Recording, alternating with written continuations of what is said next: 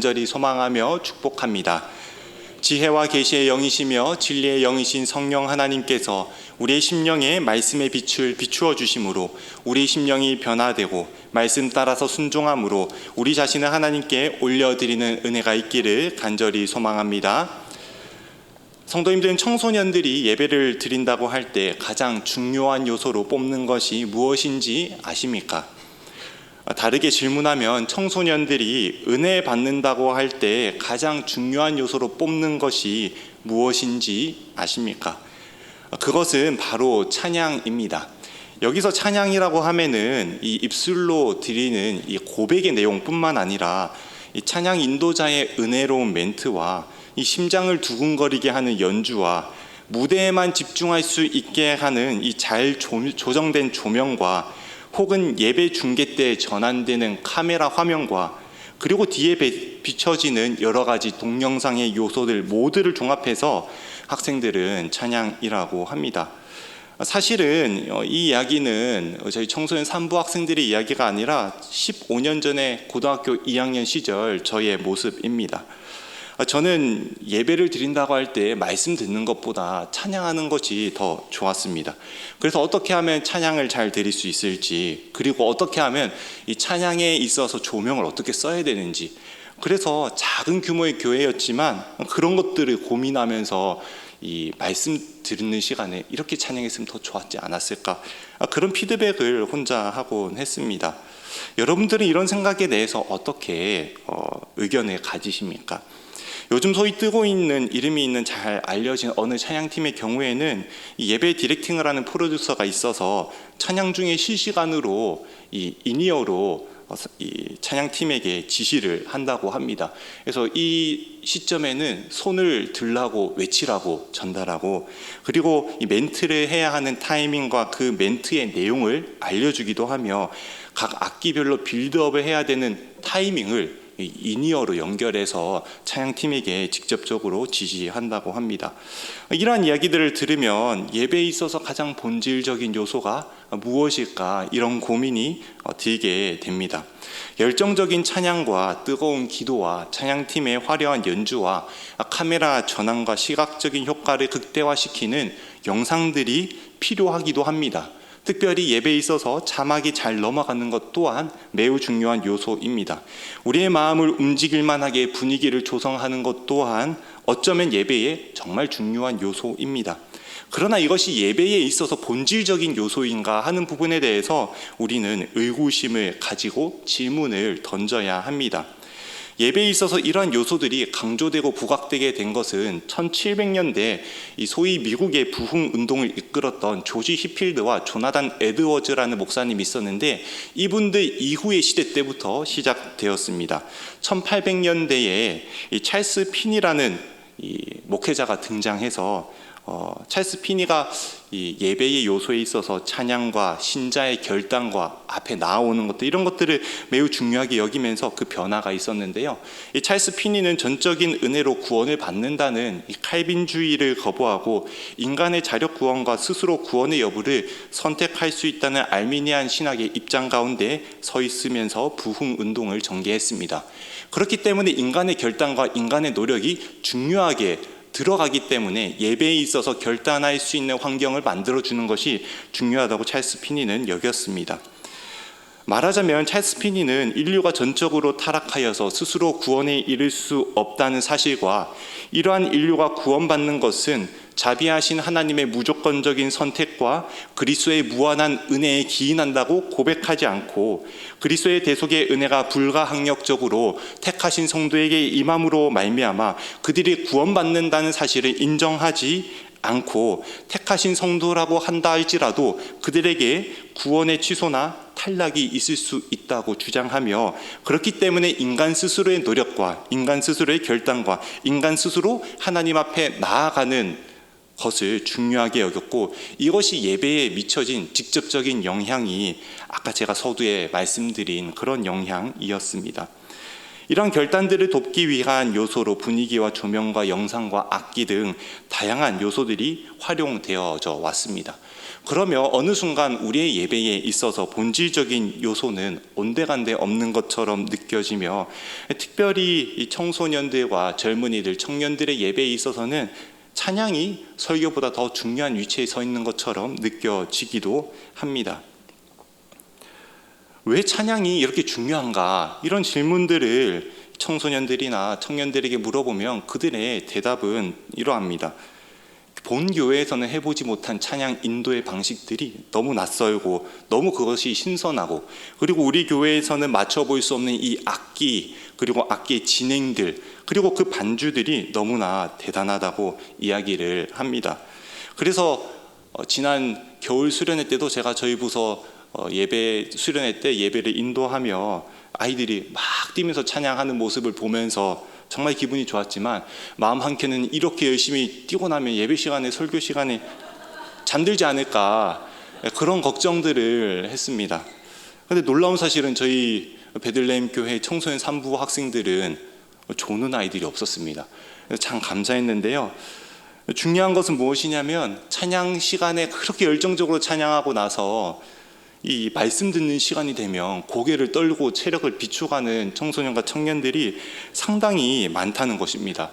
제가 그래서 왜 그런 행동들을 할까 고민해 보니까, 설교가 지나고 나서 기도의 시간에 또 목청껏 찬양하고 기도해야 되기 때문에 체력을 비축하는 것이 아닌가 스스로 생각을 한번 해봤습니다. 여기서 우리는 예배에 대한 본질적인 질문을 던지게 됩니다. 예배란 도대체 무엇이며 예배는 어떻게 드려야 하는가? 성경에서 말하는 예배의 본질은 도대체 무엇인가 생각해 볼 수밖에 없는 것입니다. 요한복음 4장 24절에서는 성경적인 예배의 방식에 대해서 이렇게 말씀하고 있습니다. 함께 한번 읽어보시겠습니다. 하나님은 영이시니 예배하는 자가 영과 진리로 예배할지니라. 아멘. 예배하는 자가 무엇으로 예배해야 한다고 말씀하고 있습니까? 바로 영과 진리입니다. 이것을 다르게 표현하면 성령과 진리라고 표현할 수 있을 것입니다. 이것을 조금 더 다르게 표현하면 성령과 성경이라고 말씀드릴 수 있습니다. 예배 드릴 때에는 말씀과 말씀 가운데 역사하신 성령의 일하심이 본질적인 요소로 성경에서 제시되고 가르쳐지고 있습니다. 따라서 우리가 하나님께 드려야 할 예배의 가장 본질적인 요소는 말씀과 성령입니다. 말씀 듣기를 사모하며 말씀을 통해서 성령께서 일하시기를 우리는 구해야 합니다. 성령께서 말씀과 더불어서 우리에게 역사하시는 방식이 무엇입니까? 바로 조명과 감화입니다. 조명이라고 한다면 빛을 비추는 것입니다. 그래서 성령 하나님께서 선포되는 말씀을 통해 우리의 심령 가운데에 진리의 빛을 비추어 주심으로 우리 안에 있는 어둠을 발견하게 하시고 우리 안에 있는 죄와 연약함을 깨닫게 하시고 그리스도를 찾도록 하는 것이 바로 조명의 은혜입니다. 그리고 감화는 무엇입니까? 하나님께서 말씀하시는 바에 전적으로 복종하며 순종하며 자기를 쳐서 말씀 앞에 순종하는 것이 바로 감화입니다. 말씀과 성령으로 우리가 예배 가운데에 성령의 역사하심이 없다면 우린 참된 예배의 본질을 지켜나가며 온전한 예배를 드릴 수 없습니다. 그러므로 예배는 단순하게 찬양을 열심히 부르거나 뜨겁게 기도하는 것에 국한되는 것이 아니라 하나님께서 우리에게 내려주신 진리의 말씀을 사모하고 성령께서 말씀 가운데 우리에게 은혜와 진리 되신 그리스도를 믿도록 은혜를 주실 때 예수 그리스도의 풍성하신 은혜에 감사하며 말씀에 순종하는 것, 그것이 바로 우리가 드려야 할 영적인 예배입니다. 이렇게 볼 때 우리의 예배는 우리의 존재의 목적이며 최고의 우선순위입니다. 말씀과 성령으로 순종의 삶을 올려드리는 것보다 최고의 우선순위는 없습니다. 사랑하는 성도 여러분, 예배의 본질을 바르게 붙잡고 하나님께 영과 진리로 예배하여 우리 모두가 하나님께 영광이 되고 기쁨이 되는 저와 여러분의 삶이 되시기를 간절히 소망합니다. 오늘 저희가 읽었던 히브리서 13장 15절에서는 우리는 예수로 말미암아 항상 찬송의 제사를 드리자라고 말하고 있습니다. 예수로 말미암아 찬송의 제사를 드리자고 하는데 여기서 예수로 말미암아라는 말의 뜻이 무엇이겠습니까? 예수로 말미암아라는 뜻을 풀면 이렇게 표현할 수 있습니다. 우리는 본래 하나님께 예배 드릴 수 없는, 자신을 드릴 수 없는, 순종할 수 없는 죄인이었으나 예수로 말미암아 하나님께 예배를 드릴 수 있게 되었다는 것입니다. 성경은 죄인은 결코 하나님을 예배하지 않는다고 가르치며 분명하게 천명하고 있습니다. 로마서 1장 21절에서는 다음과 같이 말하고 있습니다. 함께 한번 읽어보시겠습니다. 하나님을 알되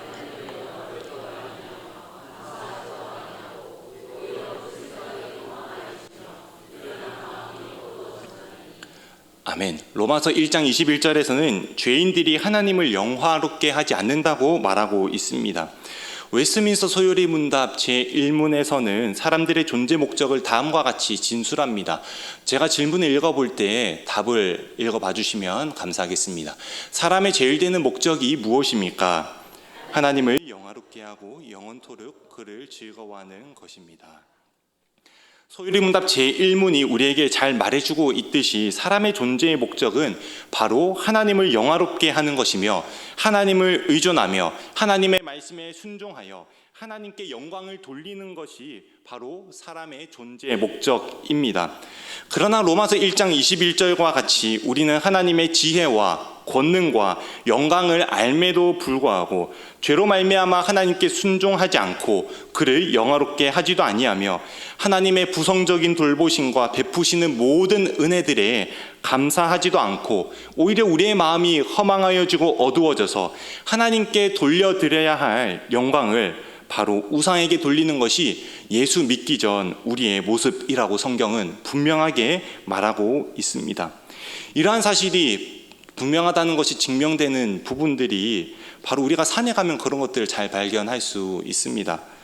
제가 몇 년 전에 제주도에 한라산을 등반한 적이 있었습니다. 같이 동역했던 교역자들과 함께 새벽에 일찍 일어나 한라산에 올라가는데 올라가는 과정이 쉽지 않았지만 그 과정 가운데 한 가지 생각이 들었습니다. 여기 있는 이 수많은 나무들을 사람들이 옮겨서 심는다고 한다면 이것을 누가 도대체 할 수 있는가? 올라가는 난이도가 높아지고 한 3시간 반 정도 등반하였을 때는 도저히 못 올라가겠는데 나무를 짊어지고 올라와서 한다면 이것은 사람이 할 수 없는 일이 아닌가.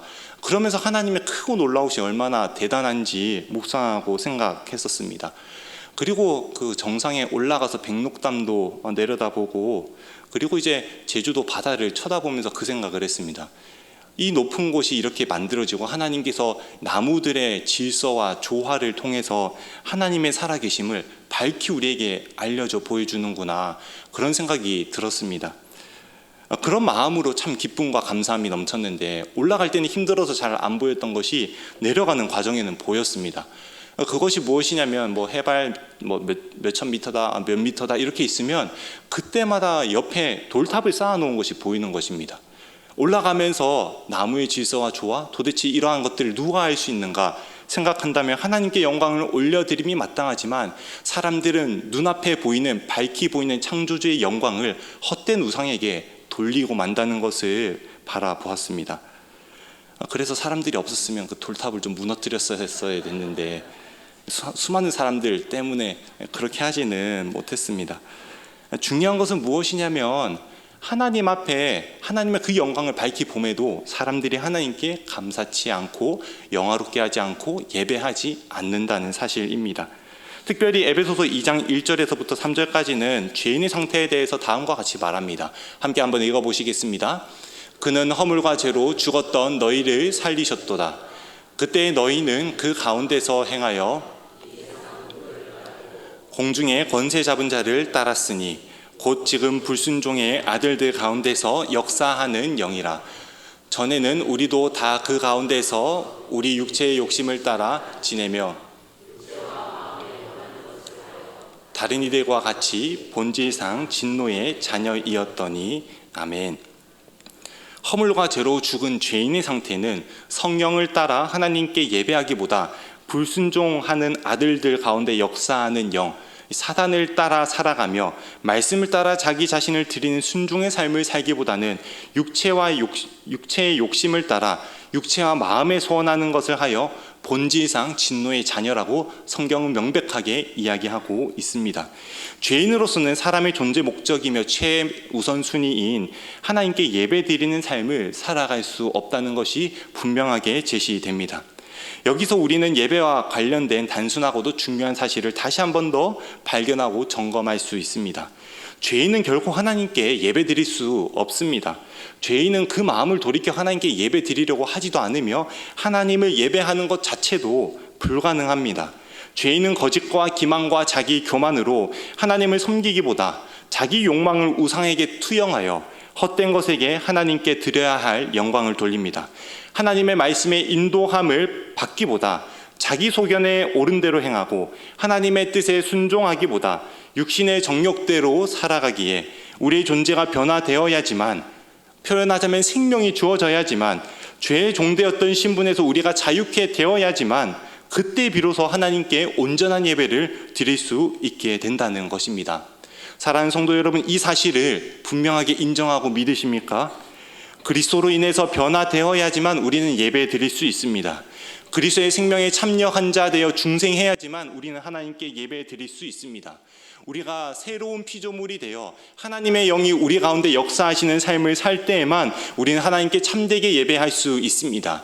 죄악 가운데에서 옛사람의 죽음과 새사람의 살아남이 있지 않는 이상 우리는 하나님께 결단코 예배를 드릴 수 없다는 것입니다. 그리고 이것을 위하여, 이러한 죄를 위하여, 이러한 죄 때문에 우리 주님께서는 이 땅 가운데 오시어 한 가지의 제사를 드리셨습니다. 히브리서 말씀을 잘 살펴보면 예수 그리스도께서 우리를 위한 대제사장이라는 사실을 반복적으로 서술합니다.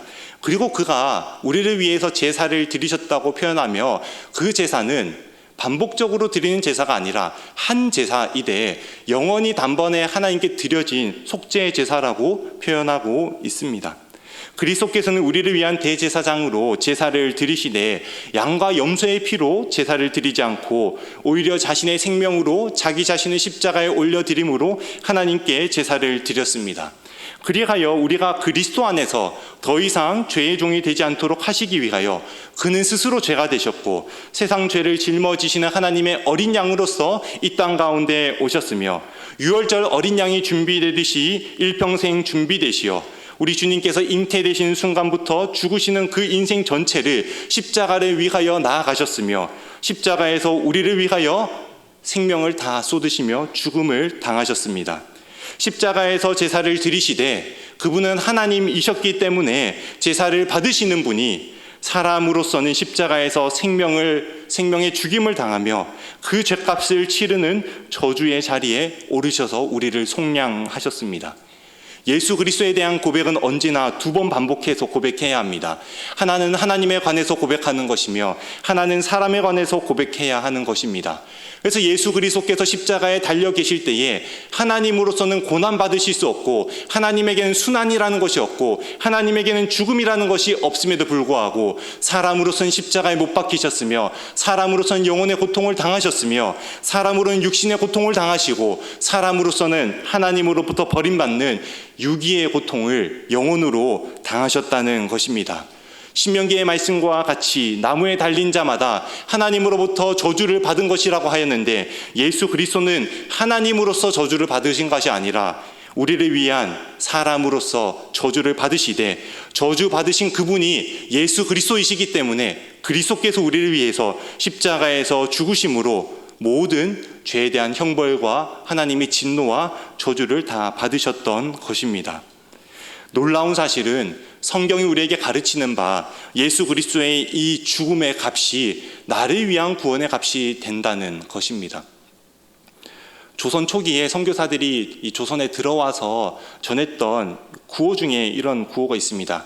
예수 죽음 나의 죽음, 예수 부활 나의 부활.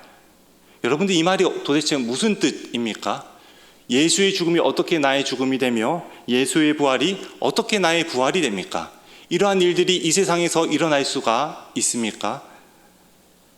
세상에 참 말로 표현하기 힘들고 마음 아픈 일들이 때때로 일어나곤 합니다. 누군가의 죽음을 바라보는 것보다 어려운 일은 없습니다. 특별히 자녀의 죽음과 가족의 죽음 앞에서 어떠한 말도 할 수 없는 고통과 몸서리침이 우리 모두에게는 있을 수 있습니다. 작년에 있었던 이 항공기 이 참사로 인해서 가족에게 이런 마음이 있었다고 한번 생각해 보시기 바랍니다. 만약에 내 아들과 딸을 위해서 내가 죽고 내가 살아야 할 그 생명이 우리 자녀에게로 갔으면 어떨까? 그렇게 하면 안 되는가? 아마 우리나라에 있었던 여러 가지 참사와 관련된 부분에 있어서 수많은 부모들과 수많은 가족들의 마음이 아마 이럴 것입니다. 그런데 사람으로서는 그렇게 될 수가 없습니다. 제가 저의 아내를 너무나도 사랑하지만 아내를 위해서 목숨을 바쳐 죽는다고 한다고 가정했을 때 제가 몇 살을 살게 될지 모르겠지만 50년, 60년, 70년의 저의 인생이 아내의 것이 되어서 아내는 170살을 살지는 않습니다. 네. 우리에게는 이런 일이 일어날 수가 없습니다. 그런데 놀라운 사실은 무엇입니까? 예수 그리스도께서는 그가 살아가신 전생의 삶이 우리를 위한 삶이었으며 특별히 그의 죽으심과 그의 부활하심이 나의 것이 되었다는 것입니다. 사람으로서는 이런 일을 이룰 수가 없습니다. 이것은 하나님으로서만 하실 수가 있습니다. 그렇기 때문에 예수 그리스도는 사람으로서 우리를 위하여 고난당하셨고 사람으로서는 우리를 위해 모든 율법을 다 지켜 이루셨으며 사람으로서는 하나님 사랑과 이웃 사랑의 계명을 온전하게 다 지켜 이루시되 하나님으로서는 그가 이루신 모든 것을 우리의 것 삼아 주셨다는 사실입니다. 그리스도께서 한 제사를 드리셨다는 것은 그가 십자가에서 죽으시되 그 죽음의 값을 나의 것으로 여겨줄 수 있는 하나님이시되 참 사람이라는 사실이 분명하게 우리에게 증거되고 선언된다는 것입니다. 하나님께서는 이스라엘 백성과 맺었던 언약과 구약에서의 모든 예언이 그리스도의 십자가의 죽음으로 말미암아 성취되게 하셨습니다. 그러므로 세상이라는 바다 가운데에서는 말씀도 성령의 인도하심도 자기 자신을 드린 예배도 없습니다. 오직 예수 그리스도라는 십자가의 방주 안에 머물 때에만 우리는 하나님의 특별한 은혜를 받을 때에만 예수 그리스도의 은혜로 말미암아 그의 생명이 나의 것이 될 때에만 우리가 거듭나서 새로운 피조물로서 살아갈 수 있는 은혜가 그리스도로 말미암아 우리의 심령 가운데 부어져서 우리가 새로운 피조물이 될 때에만 하나님께 참된 예배를 드릴 수 있다는 것이 오늘 본문 히브리서에서 말하는 예수로 말미암아라는 뜻입니다. 예수로 말미암아서만 우리는 하나님께 예배드릴 수 있습니다. 그래서 우리는 예수의 이름만을 의지하여 하나님 앞에 담대히 나아가야 합니다. 구약의 이스라엘 백성들과 제사장들과 특별히 대제사장 또한 지성소에는 마음대로 나아가지 못하였습니다. 대제사장도 대속제일에 1년에 한 번 자기를 위하여 성결하게 하고 난 이후에만 하나님 앞에 나아갔지만 예수 그리스도께서 십자가에서 죽으시는 그 순간 휘장이 위로부터 아래로부터 찢어짐으로 우리가 담대히 하나님 앞에 나아갈 담력을 얻었고 하나님 앞에 참되게 예배할 수 있는 힘과 능력을 얻은 것은 모두 다 그리스도의 공로로 말미암은 것입니다. 그렇기 때문에 우리는 그리스도의 은혜를 의지할 때에만 하나님께 온전한 찬송의 삶을 드리며 하나님께 순종의 삶을 올려드릴 수 있게 된다는 것입니다. 특별히 사도 바울은 에베소서 1장에서 우리가 하늘에 속한 모든 신령한 복을 받았다라고 선포하며 이것은 그리스도로 말미암아 우리에게 주어졌다라고 고백합니다. 그래서 하나님의 성부 하나님의 작정에 따라 그리스도 안에서 우리가 예정함을 얻었고 그리스도 안에서 우리가 거룩하고 흠이 없게 하시기 위한 하나님의 놀라운 예정과 작정이 창세전에 있었고 그 창세전에 이루어졌던 작정과 예정이 그리스도 안에서 성취되었으되 그것이 그리스도께서 자신의 생명을 내어주시는 그의 피로 말미암는 속량과 속죄함으로 우리가 구원과 생명을 얻었다라고 이야기하고 있습니다. 그래서 에베소서 1장 6절에서는 이는 그가 사랑하시는 자 안에서 우리에게 거저 주시는 바 그의 은혜의 영광을 찬송하게 하려는 것이라 라고 고백합니다. 그리고 같은 장 12절에서는 이렇게 말합니다. 이는 우리가 그리스도 안에서 전부터 바라던 그의 영광의 찬송이 되게 하려 하심이라. 그리고 14절에서는 이렇게 말합니다. 그의 영광을 찬송하게 하려 하심이라 라고 이야기를 합니다. 우리가 찬송의 제사를 드리는 것은 전적으로 그리스도의 은혜를 의지할 때에만 하나님께 찬송을 드릴 수 있는 것입니다. 그래서 사도 바울은 에베소서를 쓸 때 에베소 성도들에게 인사말을 하고 난 다음에 가장 첫 번째로 하는 이야기가 무엇이냐면 찬송하리로다. 하나님 곧 우리 주 예수 그리스도의 아버지께서 그리스도 안에서 하늘에 속한 모든 신령한 복을 우리에게 주시되라고 고백하는 것입니다. 그러므로 그리스도의 은혜를 의지할 때에만 우린 참된 찬송의 제사를 하나님께 올려드릴 수 있습니다.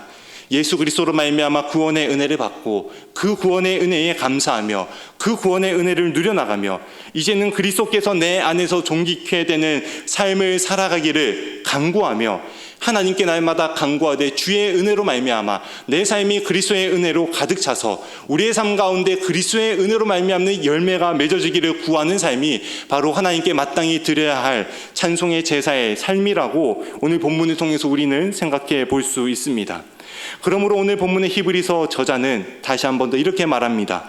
우리는 예수로 말미암아 항상 찬송의 제사를 하나님께 드리자. 예수의 대속의 은혜를 의지할 때에만 우리는 항상 찬송할 수 있습니다. 예수의 은혜가 아니라 나의 공로가 1%라도 들어가면 우리는 그 1% 지분의 만큼은 나의 몫이기 때문에 99%만 찬양해야 된다고 생각합니다.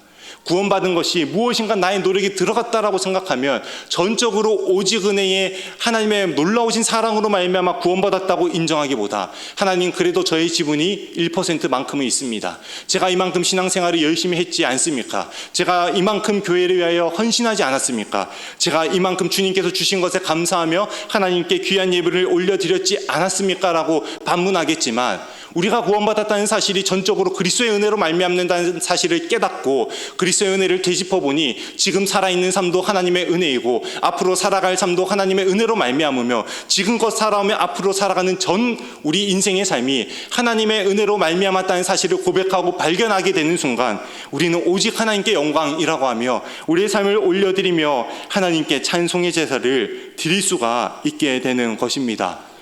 사랑하는 성도 여러분, 그리스도의 은혜를 날마다 의지하고 그리스도의 은혜를 날마다 누리시기를 바랍니다.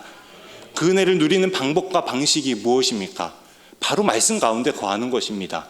그래서 그 말씀 가운데 거하기 위하여 말씀을 읽어야 되며 말씀을 들어야 되며 말씀에 기록된 대로 우리는 지켜 행하며 순종해야 합니다. 그 삶 가운데 우리는 그리스도를 발견하고 그리스도의 은혜를 체험하고 그리스도의 은혜로 말미암아 날마다 항상 하나님께 영원한 찬송을 올려드릴 수 있게 될 줄로 믿습니다. 그리고 오늘 본문 16절에서는 하나님께서 우리가 드려야 할 예배가 무엇인지를 구체적으로 말씀해 주고 있습니다. 함께 한번 읽어보도록 하시겠습니다. 오직 선을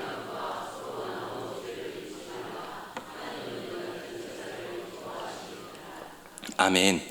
성경에서 선을 행하라고 말할 때에는 이 선이라는 개념은 항상 진리와 연결되어 있습니다. 진리를 따르는 삶이 표현하자면 선한 삶인 것입니다. 하나님께서 기뻐하시는 선행은 진리 가운데 살아간다는 것을 내포하고 있습니다. 이 선에 대한 기준은 우리가 살아가는 이 세상의 윤리 도덕적인 관점에서의 기준이 아닙니다. 절대 의이시며 절대 거룩이시며 절대 선이신 하나님의 기준에서의 선입니다. 그것이 분명하게 우리에게 제시되고 밝히 알려진 바가 무엇입니까? 그것이 바로 율법입니다. 그렇기 때문에 율법의 계명은 거룩하고 의롭고 선하다라고 로마서에서는 말하고 있습니다. 선을 행한다는 것은 율법을 따라 살아간다는 것입니다. 율법을 우리는 어떻게 정의할 수 있습니까? 경건하고 올바른 삶의 규범이다, 이렇게 표현할 수 있습니다. 한번 따라해 보시기 바랍니다. 경건하고 올바른 삶의 규범이다. 경건하다는 것은 하나님과 관련된 것입니다. 그래서 제1계명에서 4계명까지를 경건의 계명이라고 설명할 수 있습니다. 그리고 올바르다고 하는 것은 이웃과의 관계를 포함합니다. 그렇기 때문에 제5계명부터 10계명까지를 이웃사랑의 계명이라고 말할 수 있습니다. 율법에 담긴 정신은 무엇이냐면 하나님을 사랑하고 이웃을 사랑하는 삶을 살아가라는 것입니다.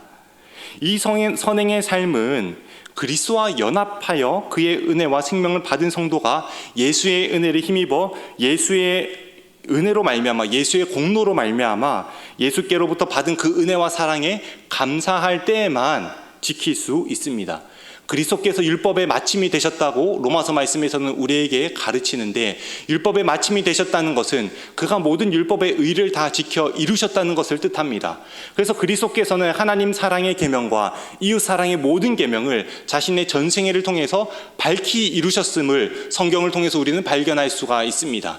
그리고 예수 그리스도께서 십자가에서 죽으실 때에 그가 남기신 말씀 한마디, 다 이루었다라는 말씀은 구약의 예언과 구약의 약속이 다 성취되었을 뿐만 아니라 그리스도 자신이 우리가 범법한 율법에 대한 죄에 대한 형벌을 받으실 뿐만 아니라 경건하고 올바른 삶의 규범인 율법을 그 자신 스스로가 사람으로서 우리를 대신하여 다 지켜 이루심으로 율법의 마침이 되셨고, 그리스도의 은혜를 의지하고 그리스도를 믿고 그리스도와 연합하여 그리스도의 생명에 참여한 자는 그리스도로 말미암아 하나님 사랑과 이웃 사랑의 계명을 지켜 나갈 수가 있다는 것입니다. 그래서 그리스도의 은혜로 말미암는 선한 삶이 바로 하나님께서 기뻐하시고 원하는 선한 삶이라고 성경을 통해서 우리는 발견할 수가 있습니다. 이러한 기준을 가진다면 우리는 우리의 이웃을 섬기며 우리의 것을 나누어주는 구제에 대한 관점을 조금 달리해야 합니다. 구제는 단지 적선이나 단순한 호의나 동정으로부터 비롯되는 것이 아닙니다. 예수 그리스도로부터 받은 은혜가 얼마나 큰지를 깨닫고 그 구원받은 은혜에 감사하며 삶에 주어진 모든 것이 하나님으로부터 왔으며 하나님의 돌보심과 하나님의 사랑이 오늘도 날마다 내 삶과 내 마음과 나의 모든 것 가운데 미치고 있다는 것을 믿음 가운데 바라보며 믿음 가운데 감사하는 자만이 하나님과의 관계에서 올바른 삶을 살기 위해 이웃을 위하여 구제하며 나누어주며 살아갈 수 있다는 것입니다. 이것의 모습이 어디에서 잘 드러났습니까? 바로 초대교회의 모습이지 않습니까? 자기의 것을 여기지 않고 하나님께서 주셨음을 기억하며 서로의 이웃을 위하여 나누며 살아갔던 삶은 그리스도의 은혜에 감사함으로 말미암아 주어졌던 삶이었다는 것입니다. 그렇기 때문에 우리가 우리의 이웃에게 또 교회를 위하여 우리 자신을 위하여 특별히 하나님 나라를 위하여 우리가 헌신하며 선한 삶을 살아갈 수 있는 유일한 동력과 근원이 있다면 복음서에 나오는 만달란트의 빚진 자가 바로 나라는 인식으로 살아가는 것입니다. 내가 정말 갚을 수 없는 빚을 예수 그리스도께서 갚아주셨고 그 죄에 대한 무한한 값을 그리스도께서 자신의 인생으로 갚아주셨으며 이제 나는 내 채무와 내 노력으로 나의 공로로 탕감받을 수 없는 그 죄에 대한 빚이 그리스도로 말미암아 탕감받아 속량함을 얻고 자유롭게 되어 하나님의 자녀가 되었다는 그 믿음 하나만이 우리가 하나님께 온전한 삶으로 선행을 베풀 수 있는 삶을 살아갈 수 있게 된다는 것입니다. 하나님께서는 이러한 예배를 기쁘게 받으십니다. 그리고 로마서 12장 1절과 2절에서는 하나님이 기뻐하시는 제사를 다음과 같이 말합니다. 함께 한번 읽어보시겠습니다. 그러므로 형제들아, 내가 하나님의